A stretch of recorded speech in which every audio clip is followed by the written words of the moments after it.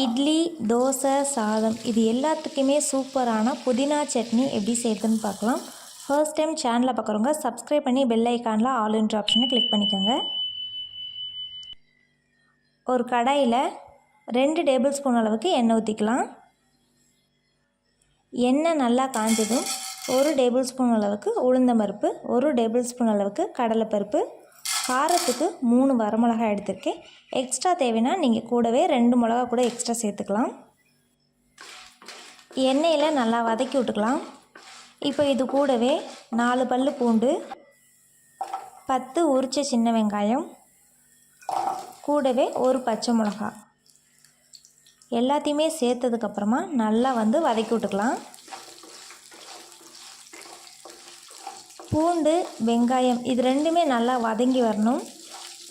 இப்போது நல்லா வதங்கி வந்துருச்சு. இப்போ இது கூடவே 2 சின்ன தக்காளியாக கட் பண்ணி வச்சுருக்கேன். நீங்கள் பெருசாக இருந்தால் 1 கூட சேர்த்துக்கோங்க. இப்போது தக்காளியை சேர்த்துக்கலாம். கூடவே 1 கைப்பிடி அளவு புதினாவை க்ளீன் பண்ணி வச்சுருக்கேன், அதையும் சேர்த்துக்கலாம். 1 துண்டு புளி சேர்த்துக்கலாம். புளி சேர்க்குறப்ப நம்மளோட சட்னி நல்லா டேஸ்ட்டாக இருக்கும். சேர்த்துட்டு நல்லா கிளறி விட்டுறலாம். புதினாலாம் ஒரு 5 நிமிஷத்துக்கு வதக்கி விட்டுக்குங்க. நல்லா வதங்கி வரணும் புதினா, தக்காளி எல்லாமே. இப்போ பாருங்கள், எல்லாமே சூப்பராக வதங்கி வந்துருச்சு.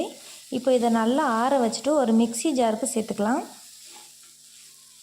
சேர்த்துட்டு இப்போ இந்த சட்னிக்கு தேவையான அளவு உப்பு சேர்த்துக்கலாம். கூடவே கொஞ்சமாக தண்ணி சேர்த்து நல்லா ஃபைன் பேஸ்ட்டாக அரைச்சி எடுத்துக்கலாம்.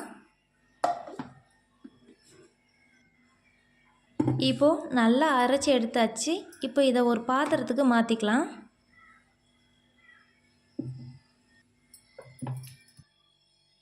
மாற்றிட்டு அதே மிக்ஸி ஜாரில் கொஞ்சமாக தண்ணி சேர்த்துட்டு அலசிட்டு கொஞ்சமாக தண்ணி சேர்த்துக்கலாம். சேர்த்துட்டு நல்லா மிக்ஸ் பண்ணி விட்டுக்கலாம். இப்போது சட்னியை தாளிக்கிறதுக்கு ஒரு கடாயில் கொஞ்சமாக எண்ணெய் ஊற்றிக்கலாம். எண்ணெய் நல்லா காஞ்சதும் 1 டீஸ்பூன் அளவுக்கு கடுகு உளுந்தம் பருப்பு சேர்த்து நல்லா வடிக்க விட்டுக்கலாம்.